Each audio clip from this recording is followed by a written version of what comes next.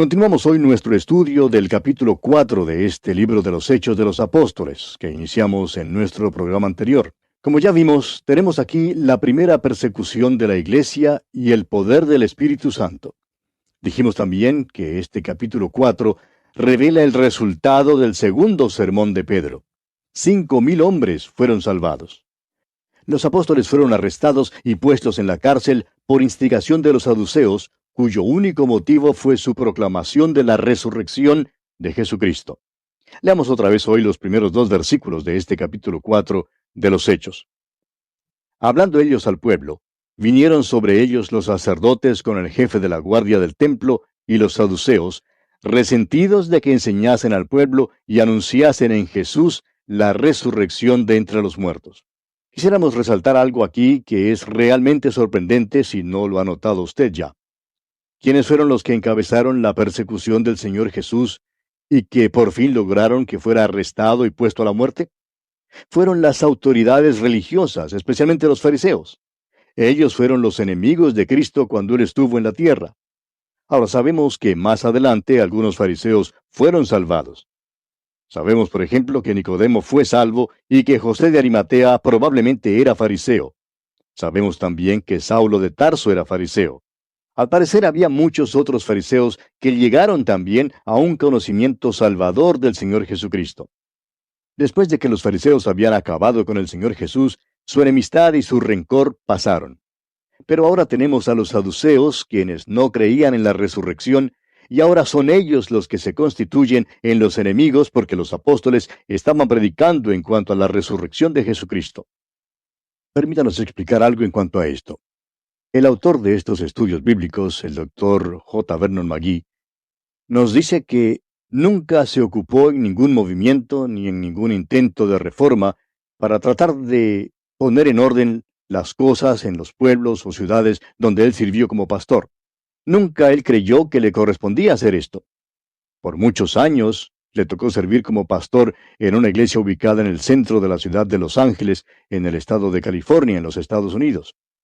En esa ciudad había algunas estrellas del cine que han sido famosas, pero con el pasar del tiempo su fama se ha desvanecido.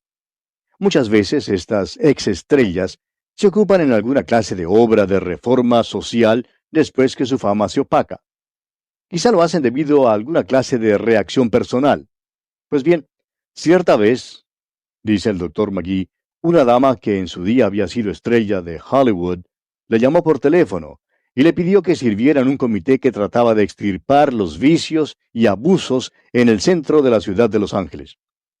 El Dr. McGee le contestó que estaba de acuerdo en que había necesidad de que los vicios fueran extirpados, pero le dijo que sentía mucho, pero no podía servir en su comité. Esta dama quedó sorprendida y le dijo, ¿no es usted ministro?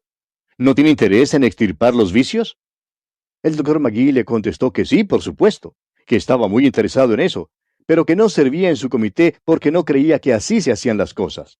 Luego el Dr. McGee le citó a esta dama unas palabras que le había dicho años antes el Dr. Bob Schuller, quien le dijo, somos llamados a pescar en el vivero, pero no para limpiar el vivero. Y amigo oyente, este mundo es un lugar donde pescar. Jesús dijo que nos haría pescadores de hombres y que debemos pescar en el mundo. No somos llamados a limpiar el vivero. Nuestra tarea, amigo oyente, es pescar y ver después que el pescado se limpie completamente.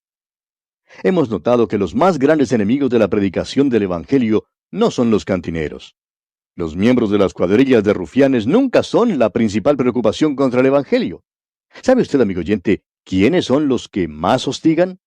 Son los llamados líderes religiosos, los que solo profesan ser seguidores de Cristo, pero quienes son realmente enemigos de la predicación del Evangelio. Ellos son los peores antagonistas. No son los miembros de alguna cuadrilla de rufianes, sino estos religiosos de teología liberal. Ellos son los saduceos de nuestro tiempo. Ellos son los que niegan lo sobrenatural, niegan la palabra de Dios con sus labios y con sus vidas. Y es importante, amigo oyente, que veamos esto. Los saduceos de aquel entonces y los saduceos de nuestro tiempo tratan de incomodar a cualquiera que predique la resurrección. Y amigo oyente, note usted que ellos permiten que se predique acerca de Jesús, Permiten que uno diga que Jesús fue un individuo dulce y bueno, un tipo hasta miedoso. Y si usted lo hace así, pues no se hallará en ningún apuro. Pero se hallará en muchos problemas si usted predica a Jesucristo como el poderoso Salvador, quien vino a esta tierra, denunció el pecado y murió en la cruz por los pecados de los hombres, y luego resucitó en gran poder. Ese es el mensaje que aborrecen. Cuando los apóstoles lo predicaron, estos saduceos les llevaron ante el Sanedrín. Leamos ahora los versículos 3 y 4 de este capítulo 4 de los Hechos. Y les echaron mano y los pusieron en la cárcel hasta el día siguiente, porque era ya tarde. Pero muchos de los que habían oído la palabra creyeron, y el número de los varones era como 5,000. Ahora no olvidemos que todo esto ocurrió en el pórtico de Salomón después que Pedro predicó su sermón. Si fueron salvados unos 5,000 hombres solamente, ¿cuántas mujeres y niños más creerían? Esta fue sin duda alguna una gran multitud de personas que se convirtió a Cristo en aquella ocasión. Nunca nos ha gustado criticar a Simón Pedro. No podemos menos que amarle, y no hay la menor duda que Dios le usó de una manera grande y poderosa. Los versículos 5 y 6 de este capítulo 4 de los Hechos dicen: Aconteció al día siguiente que se reunieron en Jerusalén los gobernantes, los ancianos y los escribas, y el sumo sacerdote Anás y Caifás, y Juan y Alejandro, y todos los que eran de la familia de los sumos sacerdotes. Ya hemos visto antes a este grupo. También están aquí y con toda su astucia Anás y Caifás, los dos hombres que condenaron a muerte a Jesús. Ahora el versículo 7 dice: Y poniéndoles en medio les preguntaron: ¿Con qué potestad o en qué nombre habéis hecho vosotros esto? Notemos que Pedro y Juan son los que son traídos ante el Sanedrín. Esto ocurrió después que el cojo había sido sanado y Pedro había predicado su segundo sermón. El Sanedrín demanda entonces saber con qué poder y en qué nombre hacían ellos estas cosas. Y veamos las respuestas de Pedro aquí en los versículos 8 hasta el 12 de este capítulo 4 de los Hechos. Entonces Pedro, lleno del Espíritu Santo, les dijo: Gobernantes del pueblo y ancianos de Israel, puesto que hoy se nos interroga acerca del beneficio hecho a un hombre enfermo, de qué manera éste haya sido sanado, sea notorio a todos vosotros y a todo el pueblo de Israel, que en el nombre de Jesucristo de Nazaret, a quien vosotros crucificasteis, y a quien Dios resucitó de los muertos, por él este hombre está en vuestra presencia sano. Este Jesús es la piedra reprobada por vosotros los edificadores, la cual ha venido a ser cabeza del ángulo. Y en ningún otro hay salvación, porque no hay otro nombre bajo el cielo dado a los hombres en que podamos ser salvos. Ahora, fíjese usted que dice aquí que Pedro es lleno del Espíritu Santo. No dice que fue bautizado con el Espíritu Santo. Él ya había sido bautizado con el Espíritu, pero dice que Pedro fue lleno del Espíritu Santo, lo cual le capacitó para este servicio. Y a usted y a mí, amigo oyente, nos hace falta también la plenitud del Espíritu Santo. Esto es algo que debemos buscar, es algo que debemos querer devotamente. Pero uno no se queda y espera el bautismo del Espíritu. Ellos tenían que quedarse y esperar el día de Pentecostés, día en que todos fueron bautizados en un cuerpo. En ese día sí fueron bautizados en el cuerpo que es la iglesia de Cristo. Pero si usted viene a Jesucristo hoy, amigo oyente, no tiene que esperar. Usted será bautizado con el Espíritu Santo y colocado en el cuerpo de creyentes en el mismo momento en que usted es regenerado. Ahora notemos que hasta este momento, cada vez que Pedro abría su boca, metía la pata, como decimos. Pero esta vez, Pedro tenía sus pies calzados con el apresto del Evangelio de la paz. Es lleno del Espíritu Santo y habla lo que debe hablar. Describe lo que le había ocurrido al cojo como un beneficio. Dice: nos estáis interrogando acerca del beneficio hecho y queréis saber de qué manera el enfermo haya sido sanado. Y Pedro sigue haciéndoles observar dos cosas en cuanto al Señor Jesús. La primera es que fue crucificado y que resucitó de los muertos. Y la segunda es que Jesucristo es la piedra. Jesús había dicho: sobre esta roca edificaré mi iglesia. Ahora, ¿quién es la roca? La roca es Cristo mismo. ¿Quién es la piedra? ¿Es la iglesia o es Simón Pedro? No, amigo oyente, ninguno de los dos. Es el Señor Jesucristo. Él ha llegado a ser cabeza del ángulo. Esto ha sido hecho mediante la resurrección. Y fíjese usted que la resurrección es central en la predicación del Evangelio.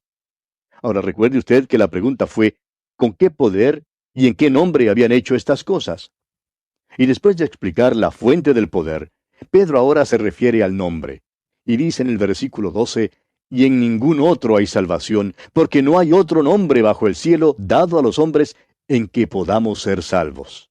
Es decir, que Pedro vuelve hasta el nacimiento de Jesús y a las instrucciones del ángel allá en el capítulo 1 del Evangelio según San Mateo, versículo 21, cuando el ángel habló con José y le dijo, y llamará su nombre Jesús, porque él salvará a su pueblo de sus pecados. Amigo oyente, él es el Salvador. Y Pedro deja en claro, y nosotros queremos dejarlo en claro también, y acentuar el hecho de que cuando usted, amigo oyente, acude a Jesucristo, usted viene a Él para salvación. No hay otro nombre bajo el cielo. Cuando usted acepta ese nombre, amigo oyente, significa que acepta a la persona que representa, o sea, al Señor Jesucristo. La ley no le puede salvar, la religión tampoco le puede salvar. Una ceremonia tampoco puede salvarle. Solo uno, amigo oyente, uno, el nombre de Jesús le puede salvar. Jesús es el nombre de aquella persona que bajó a esta tierra para salvar a su pueblo de sus pecados. Cuando alguien acude a Él por fe, esa persona se salva. No hay otro a quien acudir para poder obtener la salvación. ¿No es interesante que en la larga historia de este mundo y entre todas las religiones del mundo no se pueda hallar oferta alguna de una salvación segura? Alguien preguntó en cierta ocasión a un predicador en cierta iglesia que cree en la regeneración por medio del bautismo y que enseña que uno necesita ser bautizado para poder ser salvo. Alguien preguntó, mire, si me bautizo como usted dice, ¿puede usted asegurarme o puede asegurarme esa ceremonia de que soy salvo? Y el predicador respondió, no, no le puedo garantizar de que sería salvo. Amigo oyente, permítanos decirle algo hoy en día. No hay otro nombre bajo el cielo dado a los hombres en que se pueda ser salvo. Si usted acude a Él, entonces usted será salvo. Eso garantiza su salvación.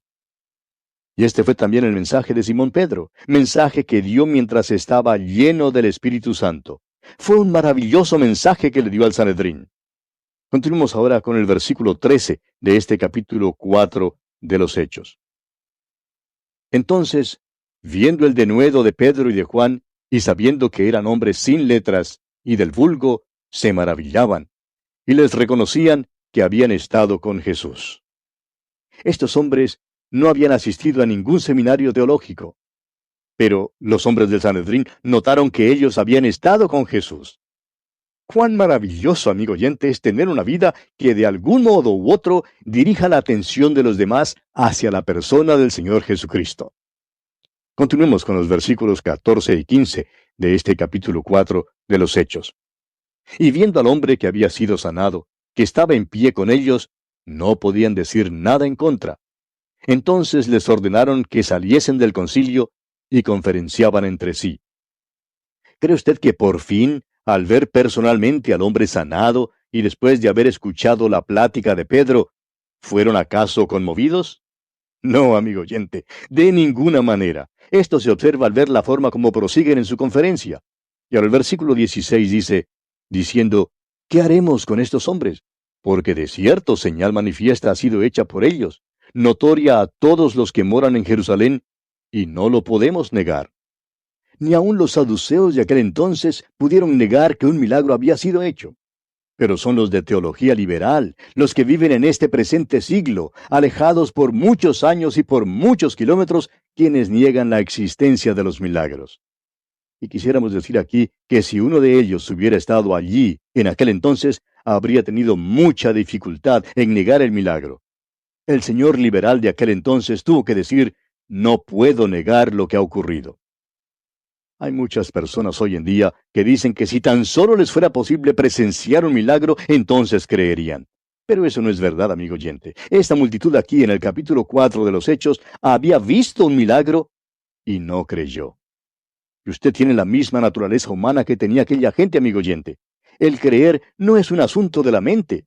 Lo que determina lo que creemos es nuestra voluntad y nuestro corazón. Es el corazón lo que es tan perverso. No es que hace falta la evidencia.